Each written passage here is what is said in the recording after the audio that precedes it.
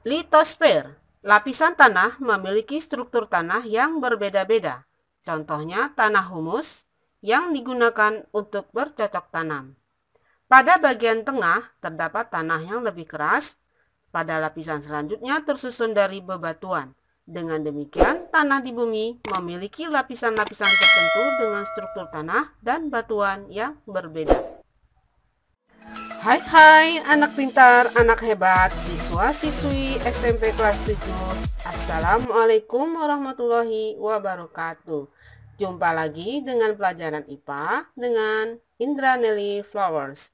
Kali ini kita melanjutkan pelajaran kita bab 5 lapisan bumi tentang litosfer. Mari kita mulai. Litosfer berasal dari dua kata Yunani, yaitu litos, artinya batuan, sfera, lapisan. Jadi litosfer merupakan lapisan batuan yang ada di bumi. Struktur padat di bumi terdiri atas 3 bagian. 1. Kerak bumi. Kerak bumi dibagi lagi menjadi 2, yaitu kerak benua, merupakan kerak bumi yang ada di daratan. Dan yang kedua, kerak samudra, merupakan kerak bumi yang ada di laut. Struktur yang kedua adalah mantel bumi. Mantel bumi terbagi menjadi 2, mantel atas dan mantel bawah. Struktur padat di bumi yang ketiga adalah inti bumi. Inti bumi juga terbagi menjadi 2, yaitu inti luar bersifat cairan pekat dan inti dalam bersifat pekat namun menyerupai padatan.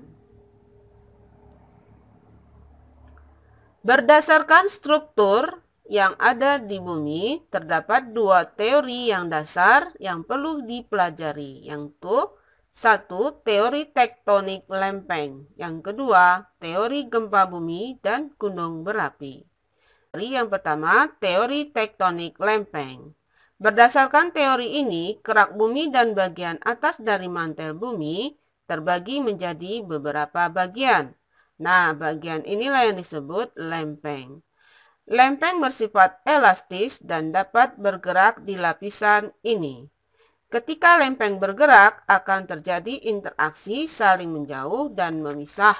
Selain itu juga, lempeng juga bisa saling mendekat hingga terjadi tabrakan.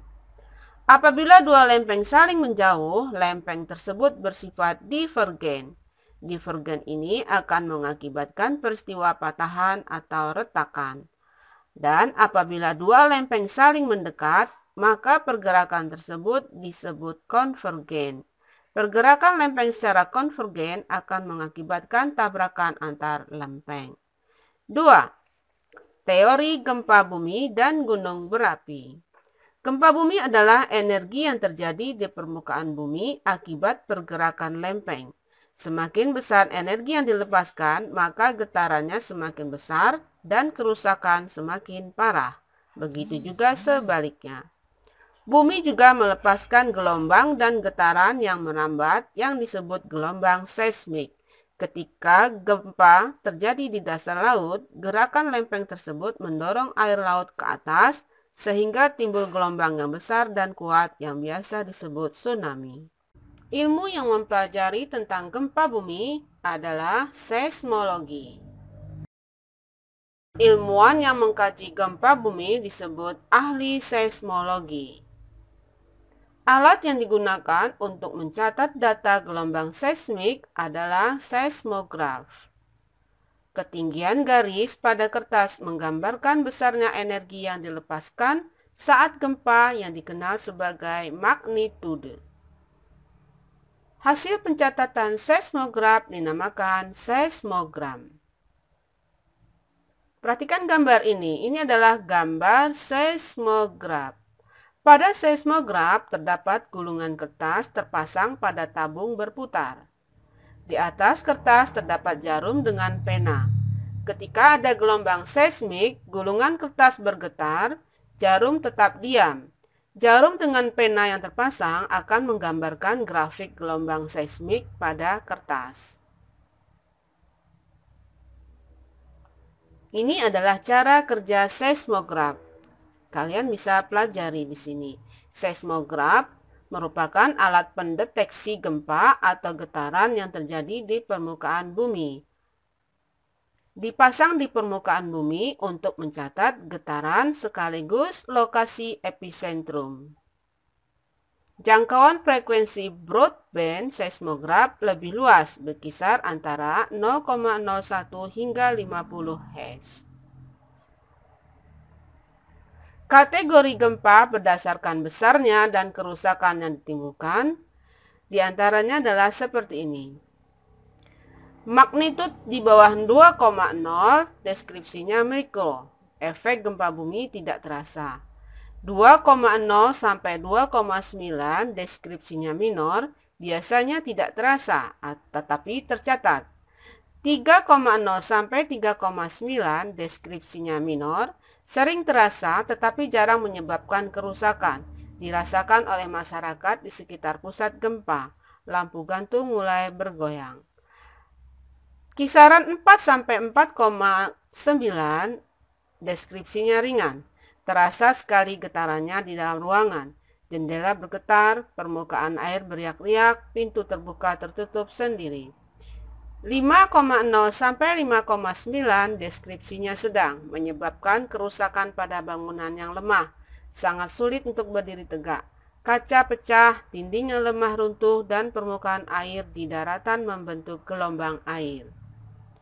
Magnitud 6,0 sampai 6,9 ini deskripsinya kuat, menyebabkan kerusakan dalam range area 160 km. Batu runtuh bersama-sama, runtuhnya bangunan bertingkat tinggi, robohnya bangunan lemah, retakan di dalam tanah. Semakin meningkat, yaitu 7,0 sampai 7,9, ini sudah termasuk deskripsi mayor, menyebabkan kerusakan yang sangat serius pada area yang luas, seperti tanah longsor, jembatan roboh, bendungan rusak dan hancur. Beberapa bangunan tetap, keretakan besar di tanah, rel kereta api rusak. Semakin tinggi 4,0 sampai 8,9 ini kategorinya adalah grade, menyebabkan kerusakan yang sangat serius dalam radius 100 km wilayah gempa. Kemudian 9,0 sampai 9,9 ini juga grade, menyebabkan kehancuran dalam radius ratusan kilometer. Dan yang terakhir 10,0 lebih disebut deskripsinya massive, yaitu belum pernah tercatat. Luas wilayah kehancuran sangat luas. Insya Allah ini belum pernah terjadi. Negara kita merupakan salah satu negara yang paling sering terjadi gempa. Oleh karena itu, kamu harus mempersiapkan diri untuk mengurangi kerugian akibat gempa. Usaha tersebut dapat dimulai dari rumahmu masing-masing. Di antaranya, ini, merenovasi rumah agar tahan gempa. Kemudian, cek kestabilan benda yang menggantung, pelajari lingkungan sekitar kita, meletakkan benda berat dan mudah pecah di bagian bawah, dan selalu sedia P3K, senter, dan makanan sebagai persediaan darurat. Gempa merupakan salah satu bencana yang dapat terjadi setiap saat. Ada kalanya gempa datang di saat kamu di sekolah, saat kamu bermain, atau di saat kamu berlibur di pantai. Untuk menyelamatkan diri dari bahaya gempa, kamu dapat melakukan tindakan berikut sesuai tempatmu berada. Yang pertama, ketika dalam ruangan, cari perlindungan dari reruntuhan. Kemudian ketika di luar ruangan, tetaplah di luar ruangan dan menjauh dari bangunan atau benda yang berpotensi runtuh. Jika di dalam kendaraan, keluar dan cari tempat terbuka. Jika berada di tepi pantai, menjauh dari pantai karena berpotensi tsunami. Jika di pegunungan, menjauh dari daerah yang rawan longsor. Siaga setelah terjadi gempa. Yang pertama, keluar ruangan dengan teratur. Tutuplah mulut dan hidung dengan kain atau masker agar aman dari debu. 2. Perhatikan lingkungan sekitar. Apakah terjadi kebakaran, gas bocor, atau konsleting listrik. Dan yang ketiga, jangan berjalan di daerah gempa karena ada kemungkinan akan tertimpa reruntuhan.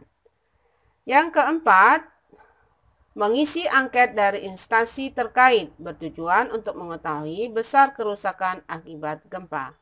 Kelima, mengikuti informasi terkait gempa, apakah akan ada gempa susulan atau berpotensi menimbulkan tsunami.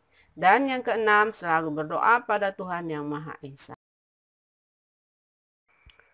Gunung berapi.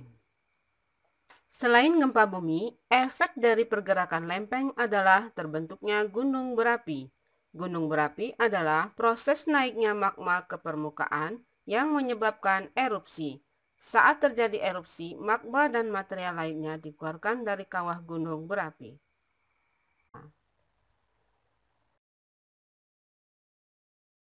Penduduk yang tinggal dekat gunung api harus membaca alam sebagai pertanda gunung akan meletus. Gunung api akan meletus, tanda-tandanya yaitu suhu terus meningkat, mengakibatkan air pegunungan menjadi hangat, dan beberapa sumber air mengering, tumbuhan layu dan menimbulkan suara gemuruh, dan adanya gempa kecil. Selain itu, tandanya hewan yang tinggal di atas pegunungan bermigrasi turun gunung. Berikut tindakan siaga bencana gunung meletus. 1. Mengungsi. Ikuti himbauan mengungsi. Jangan berdiam di tempat berbahaya. Ikuti rute evakuasi yang ditentukan. Jangan lewati lembah yang dilalui aliran sungai. 2. Barang bawaan. Sebelum mengungsi, matikanlah air, gas, dan listrik. Bawalah bekal makanan yang ada di rumah. 3. Berlindung. Jika berada di luar ruangan, carilah tempat berlindung dari semburan gunung berapi. Jika di dalam ruangan, tetaplah di dalam ruangan. Waspada aliran lahar jika berada di dekat sungai. Siaga diri. Yang keempat, lindungi diri dari hujan abu vulkanik dan kerikil dengan memakai baju panjang, celana panjang, masker, kacamata, dan topi. Indonesia terletak pada pertemuan lempeng Eurasia, Pasifik, dan Indo-Australia. Akibatnya, gunung api tersebar di Indonesia. Bahaya gunung api timbul dari material yang dikeluarkan. Berikut langkah-langkah penyelamatan diri saat terjadi gunung api meletus. 1. Mengungsi. Ikuti jika ada himbauan mengungsi.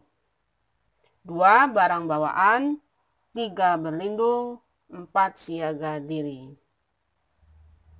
Berikutnya adalah tingkatan status gunung berapi menurut Badan Geologi Kementerian ESDM.